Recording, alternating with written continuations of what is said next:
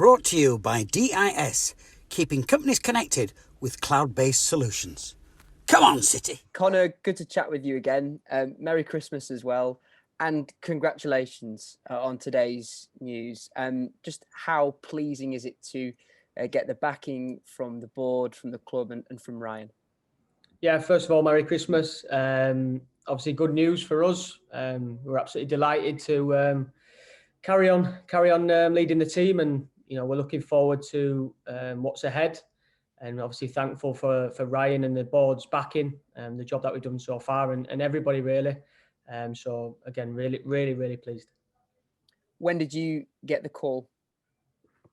The discussions were mostly yesterday, the final discussions of it, which were positive and professional. So again, yeah, we have a clear idea of how it's going to work and what's going to happen. And again, we just carry on trying to get the best results we can. What were your own expectation levels of what would happen to your role after the victory at Tranmere? Did you have any expectation? Personally, no. I think, like I said, a few weeks ago or whatever, just about how quick it all goes, and you don't really have time to dwell and think about things in too much detail. So it's just around getting on with the job and making sure that everything's organised and planned. And that's what I've tried to do personally. And I know Mark's the same. We're both sort of relentless in what we're trying to do. I think I'm right in saying that this sees you promoted from caretaker to interim charge of the first team. What does that signify in terms of any changes to your existing role to what it is now, Conor? I think ultimately it just gives us more time to plan, more time to be proactive in how we operate. But ultimately we continue to do the same job that we've done. But again, it just allows us to plan ahead more and have a little bit more clarity on how it's going to look, not day by day, but more month by month, and see what happens with that. But again, it'd be brilliant as well for us to even work with the players even more, implement our ideas and the club's philosophy and culture. So again, we're looking forward to that. What's the dynamic now then for you and Mark? Are you seen as co-managers amongst the football club? Is Mark the manager and you are the assistant? What's the dynamic in the dugout? We're just as joint, and that's how it is at the minute.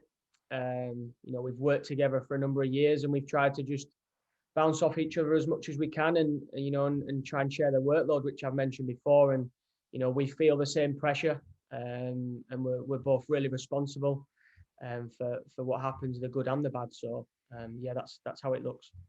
The statement said until further notice, which is a little bit of a loose end in that respect. Have you been given any assurances on time scale? You mentioned month by month. Yeah, I think that would be just plan for the future, plan as far as you can. So there's no set date in our eyes of you've got the job until this date. It's carry on. You've got longer than it's been in a caretaker role. You're interim, so it's you are going until it's sort of being finalised either way. So yeah, for us it's just planning for the future, and we're able to plan ahead even more. Does that though at all provide any hanging doubt over your position? Is there an opportunity where the club could turn around and say, actually now we want to go in a different direction? Is that still a possibility? Yeah, I think you guys know in football and what it's like, and at this level and throughout football, it's kind of a business where you can be quickly in and you can quickly be out. I think we can't get caught up in that. The club, I'm sure, will back us in taking the team forward, and we'll just see what happens from there. But again, the conversations that we're having, as people, as staff together, it's been discussed thoroughly to make sure that this is the right thing for everybody right now. Naturally, I imagine January has been mentioned quite prevalently in those discussions that you've had with the board.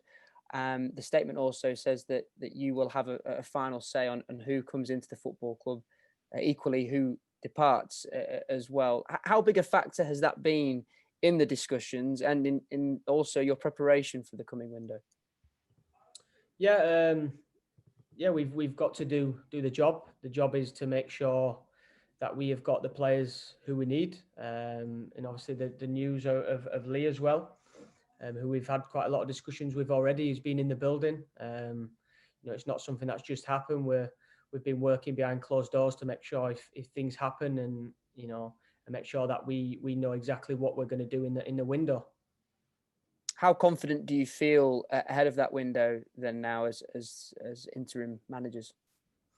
Yeah, I think we're confident that we're trying to find the right players, the right characters, and we're ultimately looking to strengthen, and that's what we can do. So I think we're excited by that.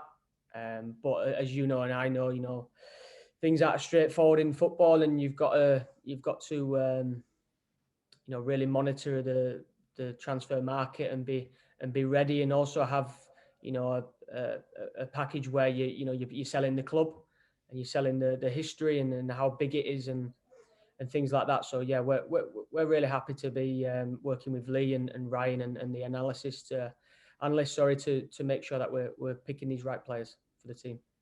Presumably, that selling prospect is made easier given the position that you have in the table and the run that you're on as well.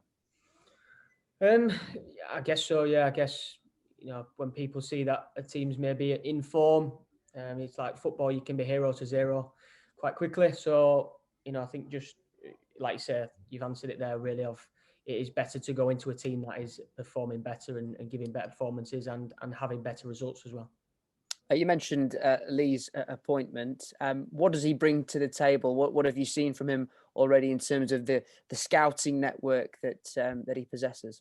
Yeah, we've had some really positive meetings with him, and the detail that he goes into in terms of the strategy of how he recruits, and he probably knows every player in the football league, and not just who they are, where they play, what footed they are, their strengths and weaknesses. So it's been great to be involved in, and you can see why he's highly rated, because his knowledge of what he wants, and his knowledge of being around football, knowing what positions need, what strengths, how what we need as a team as well, not just are they good enough, make sure we're getting the right characters, we speak to the right people to get references, etc. So yeah, we're pleased and we're excited to get to work. How big a factor is the identity and culture that you're looking to try and implement with the team when you make the recruitment that you hope to do? Yeah, it's massive. Ultimately, in football, you need players that who you can trust, who are going to go out and do a job, and that they're gonna give you that extra bit when you need it, and they're not going to give up. So again, I think I said before about professional footballers, all having skills and to make them a footballer, but ultimately as well, we're looking for that character reference of, are they good people, and are they going to work for the team and not only for themselves.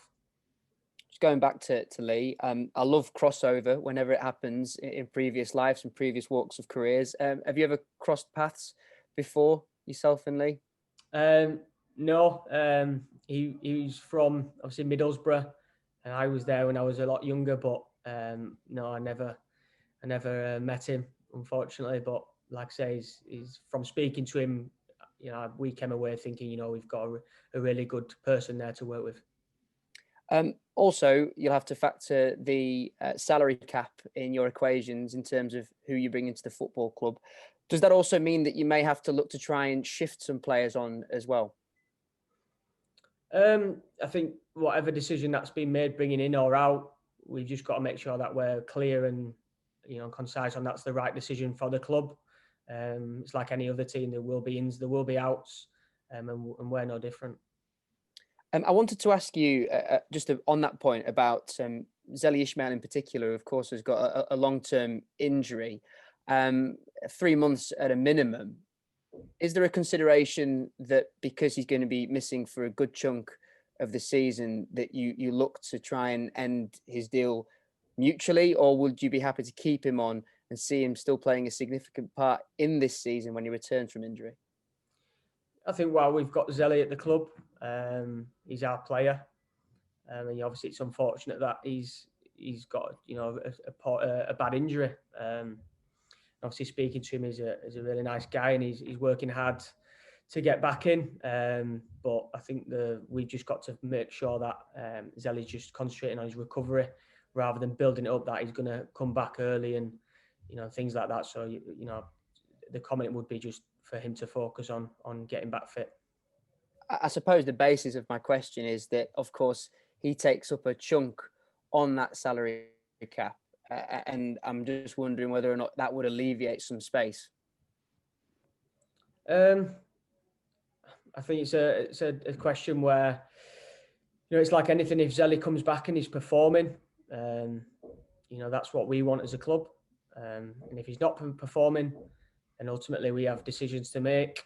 We can't please everyone, but we'll try and make the right decision for the football club. In terms of the game tomorrow night, how's preparations been for that? Yeah, brilliant. Obviously, again, a quick turnaround. Saturday, Tuesday, all the time, Christmas period, but also trying to make sure that the players are psychologically ready and they're not finding it too difficult. And that's everybody, not just the starting 11. So again, we're prepared again today. A lot of work behind the scenes. Players are on board, and again, we're just looking forward to another challenge. And I think it'll be another good game. And we just want to just keep the run going for as long as we can. But we're also mindful that football's not all positive. In terms of team news, how are you shaping up? Yeah, there's no problems from the last game, so to not give too much away, but there won't be massive changes. I want to just get your thoughts as well, if I may, Conor, on Ben Richards Everton and Dylan Motley-Henry in particular. They haven't been involved in the matchday squad. To my knowledge, there's no injury concerns with the two players, unless that is changed in the meantime. What is their future at Bradford City Football Club? And again, I think it's, with what's gone on in the past few weeks, the performances, the squad, it's really difficult to change anything. I think so for us, it's, the players are performing, and ultimately, they've got to wait for their chance if that comes and look to take it and grasp it. So again, with the squad and with the team, it's looking, it looks quite similar week in, week out, and they've rightfully kept the squad, kept in the squad and the team. So that would be just how it is at the minute. Yeah, for you and Mark, you still see there is an opportunity for them to get back into your thoughts if they prove themselves in training. Yeah, I think if you don't want to write anybody off in football. That would be the wrong thing to do. I think where the opportunities comes a different matter. We'll have to monitor the situation and see what happens. But again, the squad's doing really well at the minute, and they're working hard behind the scenes, and they've got to keep doing so. Another player as well I meant to ask Mark about after the Tranmere game was Curtis Guthrie. He wasn't involved in the matchday squad. Was that injury based or something else? He had a little bit of an illness. We didn't want to get him around the squad, just precautionary. Went for obviously a test and things like that, and it was negative. But it was just something that we couldn't risk. How big a factor is that at the moment? Just the COVID situation, the COVID climate. Are you having to be more aware of what is a heightening picture across the country? Yeah, of course. It has its challenges.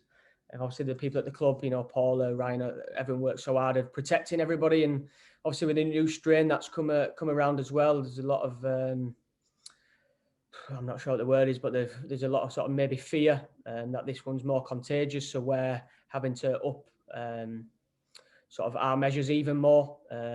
Again, just so that, if one does end up getting COVID, then everybody doesn't have to isolate. So we've got to be professional in what we do to make sure that it doesn't mean cancelled games.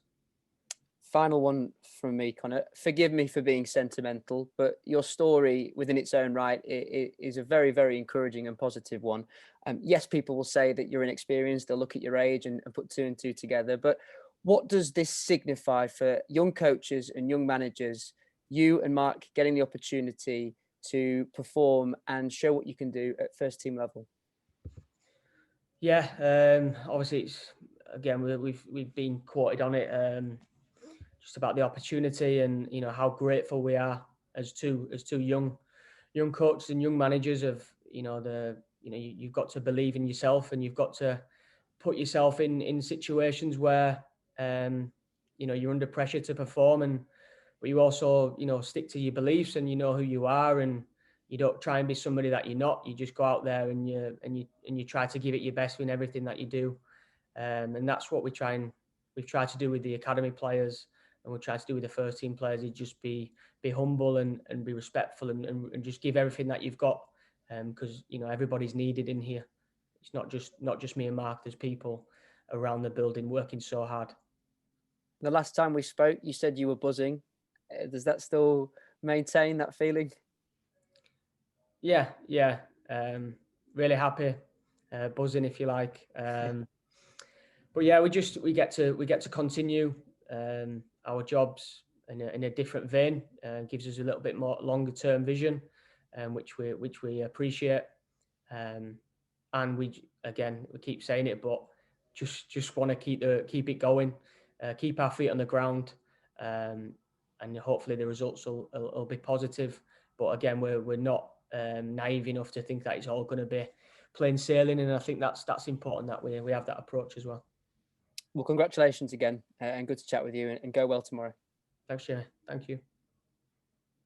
Conor, you mentioned Lee there and Ryan, and with both you and Mark, you're quite young and new to this sort of role, and Ryan is very young and new to his sort of role. Is that where the importance of someone like Lee comes in when dealing with agents and the like?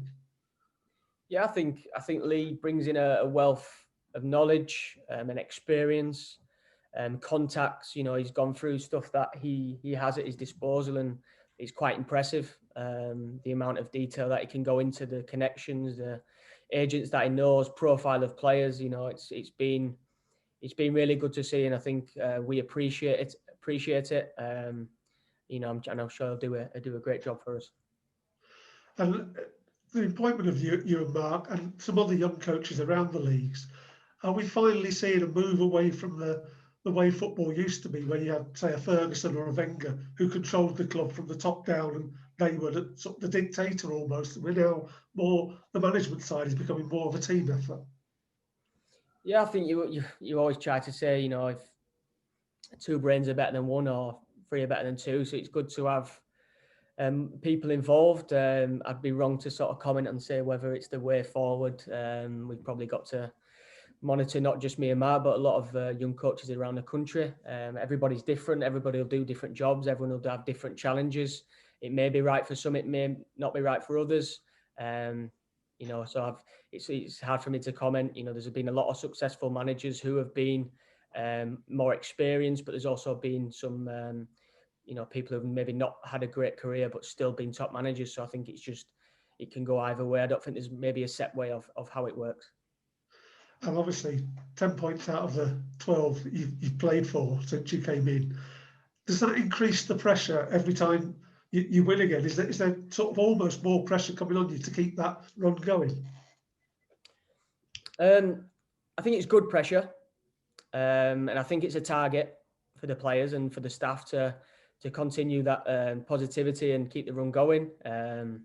That's why I keep saying about, you know, it's always going to come to an end with results, and we've got to, you know, if that's 5 games, if that's 1 game, we've got to make sure that we have things in place to make sure that we know what to do if that happens. But again, yeah, I think it's good pressure because you know everybody wants to win every game. So again, you know, we're not thinking, oh, we're pressured to win. We always go out to win anyway. You know, we like to have an underdog mentality, to go out there and want to prove people wrong, and that's what we'll keep trying to do. When we spoke to Billy, he said the key is to keep doing what you've been doing because it's working, rather than trying to elaborate and become a bit more fancy and things. Is that what you've been saying to the players as well? Yeah, and I think, you know, the longer that we're here, you know, however long that is, it allows us to get more working with the players. We get to know them more, they get to know us more. You know, what's our ideals, what's the things that we non-negotiables, if you like. But again, we don't go from having the information that we've been giving the players to doing something totally different, we'll just be layering that detail on. So it just gets more and more in terms of, of how to help them even more and a little bit more information. And then it should be easier because it's not anything new. Hey, cheers. Thanks very much. Good luck tomorrow. Thank you very much. Hi, Conor. Obviously, you were sort of saying about, the announcement today. I mean, gives a little bit more certainty to everyone. That's probably very important with the players as well, isn't it? Because often players can have, if they can find an excuse, if things aren't working, they'll find one. And presumably knowing what's happening with the people in charge, certainly in the short term, sort of alleviates that a little bit, doesn't it? Yeah, of course, like you say. It's obviously nice as a player to have a little bit of stability in the managerial situation, and I think this does provide that. So I think, there's no excuses for the players. If somebody's caretaker, interim or manager, they've got to still do the job that they're paid to do, and that's for us as well. Yeah, because I mean, obviously it started off as a short-term thing, but I mean, you can only have a game-to-game sort of existence for so long, can't you? And because otherwise, people they're always going to be a little bit on edge, aren't they? Thinking, well, what's going to happen next week?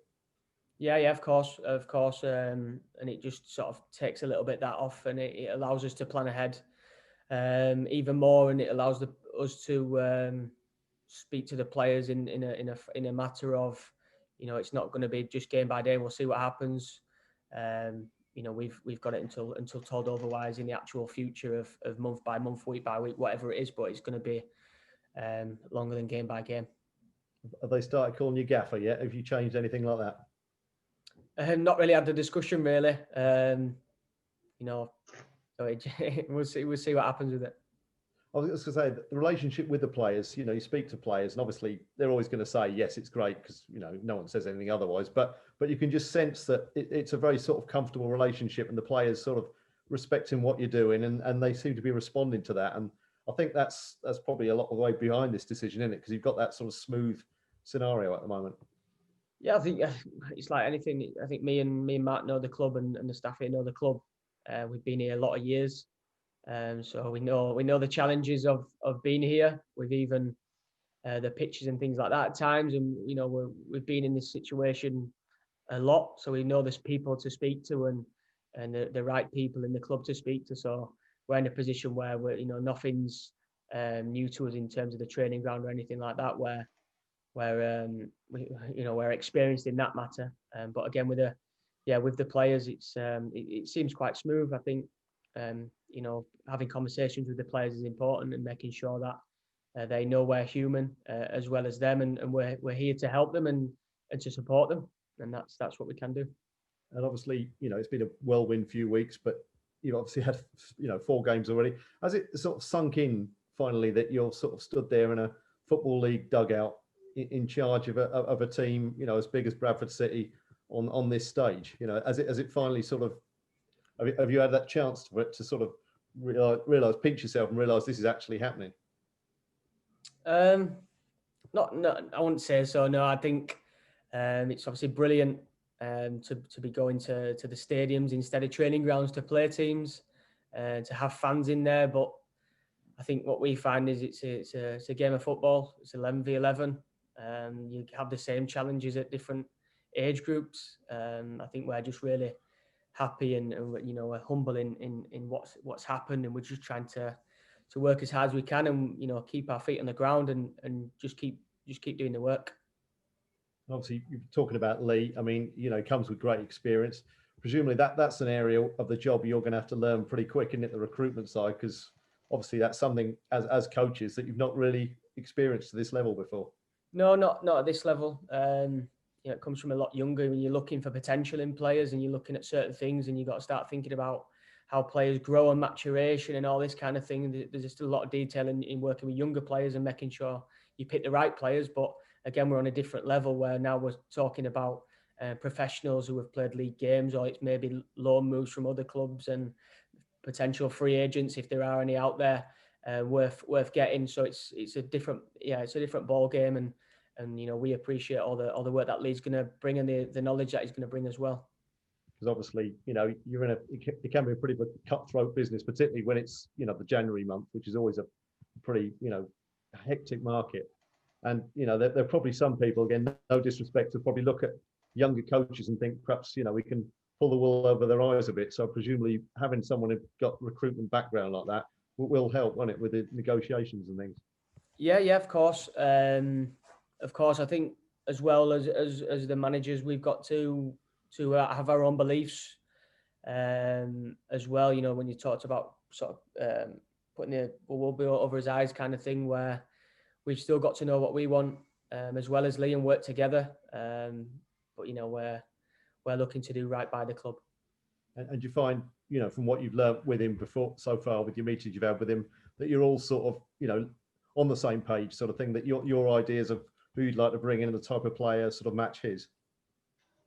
Yeah, certainly. Obviously, there's a lot of different types of players in different positions, which type do you want? Which type is going to make us better? People have different opinions on what types will make us better, but we've got to provide evidence and clarity of why that would work for us. And that's what we're trying to do at the minute. But again, we're working as a team to make sure that the decisions are right for the football club, and ultimately we go into the window just trying to strengthen the squad and make sure that we're in as best position that we can be. And obviously, with that strengthening work, the fact that you've had these good results of late, and the position's a lot healthier than it was a couple of weeks back, does that sort of make it a bit less, I wouldn't say frantic in terms of the window, but in terms of your targets, perhaps you perhaps could reduce the numbers slightly in terms of what you need? Well, it's just the transfer window. We've got to operate in the best way we can. We've got to make tough decisions, easy decisions, and we've got to go and make sure that at the end of it we're happy with what's happened. And that's all we can do. Just be true to ourselves and to make sure that we work as hard as we can alongside the football, which is relentless, as you know. But we're going to have to continue to work even harder to make sure that everywhere, there's support when it's needed, and we do what we can. And presumably, once you get this week out the way, you've actually got 3 weeks. The next 3 weeks are just Saturday games, which, from the point of view of A, the recruitment side, and B, the fact you can get on the training ground and actually do some work, can't you? Yeah. Obviously, it gives us more time with the recruitment, and just allows us to add on what we've been doing already with the players, in terms of the tactical stuff and the information. But again, it just gives us an extra day or two to even work on even more. So, which would be brilliant, and it allows players to recover and get to kind of a normal loading period where it's one game a week kind of thing. It's not, the spiking load's not high anymore, and we can start to get more through the players in training. It's dangerous to say the word normal these days, I know, but once you get this second half of the season, it actually almost maps out like a normal football season, doesn't it? In terms of the workload. Yeah, and I think everybody knows the Christmas period is why the foreign teams do it differently, and they have 2 weeks off and stuff. But over here, we go flat out, and it's football is a part of Christmas. So we've been fortunate in the position, and what a fast sort of two weeks I think it's been, having 4 games, and we're in a place where we're looking to improve further. Brought to you by DIS, keeping companies connected with cloud-based solutions. Come on, City.